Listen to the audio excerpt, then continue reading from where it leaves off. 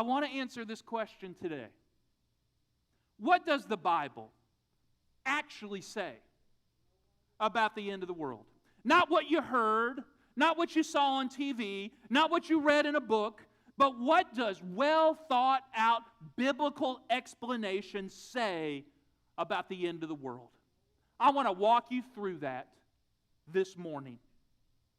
For some of us, we've thought the Bible talks about the end of the world in a way that the Bible is a code to be cracked in order to find a predetermined date that's somewhere in the middle of Scripture if we were just all smart enough to figure it out. There was a book many years ago called The Bible Code that led many people to believe that Revelation and Daniel and Ezekiel, if you could just line them up the right way and pay attention, you could crack the code of the predetermined date.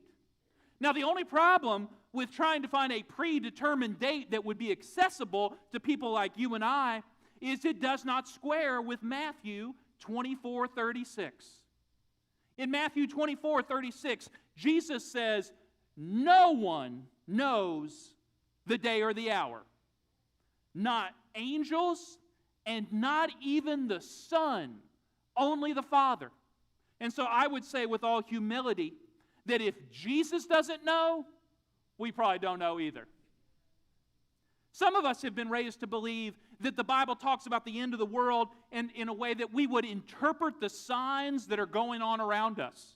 If we would but pay attention to the events of the world. People talk about the weather pointing towards the end of the world through an obscure Bible verse. People talk about political events that trigger an understanding of when the world is going to end. Some of us look at civil unrest and think this is clearly a sign of the times that we are, quote, living in the last days. I would remind you that anytime someone uses the word rapture, I want to remind you that word is not in the Bible. Little known fact, go Google it on Bible Gateway. Rapture is not in Scripture. And that squares up with Luke 17:21 as well as in verse 23. Jesus says people are going to stand up and say, look, there's the kingdom. Here it is. Things are happening that will bring the kingdom on earth. But Jesus says, don't pay attention to that.